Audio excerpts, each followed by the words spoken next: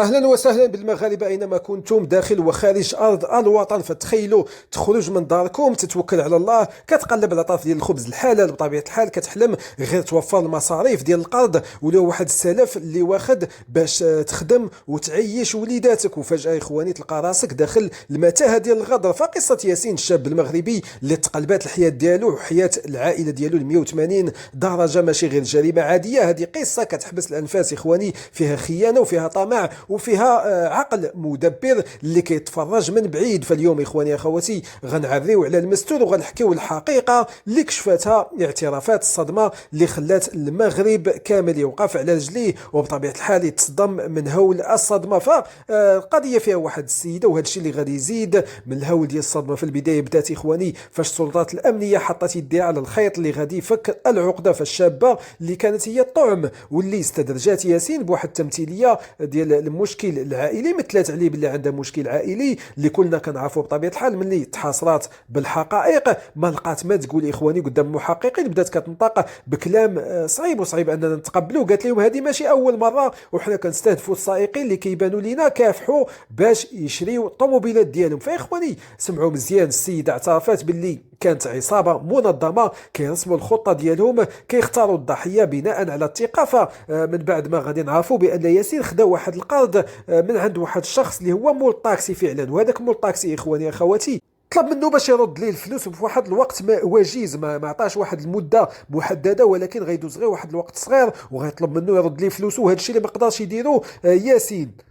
هنا غادي تكون الاعترافات ديال هاد السيده اللي غادي تعترف بان ياسين ما ماتش بطريقه عاديه، بل تشنق بالحبل قدام العينين ديالهم قبل ما يصفيوها ليه انهم يحرقوه هو والسياره ديالو. فهنا فين كانت الصدمه يا اخواني الكبيره اللي خلات الشارع المغربي يتصدم. فشكون اللي كان كيحرك هذا الاشخاص؟ لقاو باللي كاين شخص رابع يا اخواني اللي هو العقل المدبر. يعني السيده غادي تجيب جوج ديال الناس فعلا غادي يتم القاء القبض عليهم، والعقل المدبر يا اخواني اخوتي هذا السيد ماشي غريب، هذا كان كيعرف ياسين مزيان. فتخيلوا معايا هو اللي كان سلفو الفلوس باش ياسين يشري الطوموبيله ديالو ويخدم بان درايف، ولكن الحقد والغيره ديال هذا مول الطاكسي اللي شاف الصاحب ديالو منافس ليه وما كانش عارف بانه غادي يشري بها طوموبيل ديال وغادي يستعملها باش يكون منافس ليه، فخلاته يتحول لوحش ادمي. الروايات كتقول بطبيعه الحال اخواني اخواتي ان هذا الشخص كان كيتجسس على التحركات ديال ياسين، وكان النجاح ديال ياسين كان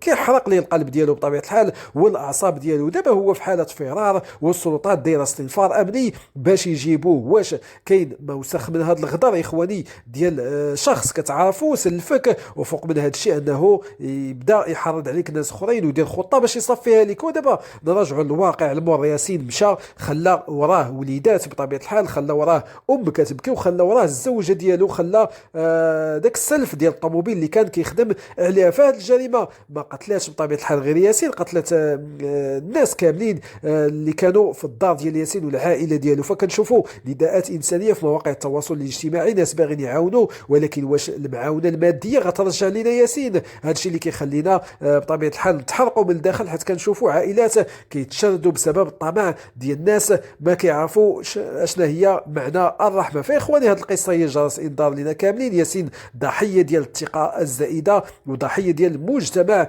ولا كيطمع في بعضياته. فالقضيه دابا في ايدي القضاء، والكلمه الفصل غتكون للعداله بطبيعه الحال. وحنا كشعب خاصنا نكونوا اي يد واحده ونوعيو بعضياتنا ونردوا البال في الخدمات اللي كنعطيوها واللي كنستافدوا منها بحال الدرايف، بحال بزاف ديال الخدمات اللي ولات مشبوهه حاليا. شكرا لكم على المتابعه والسلام عليكم.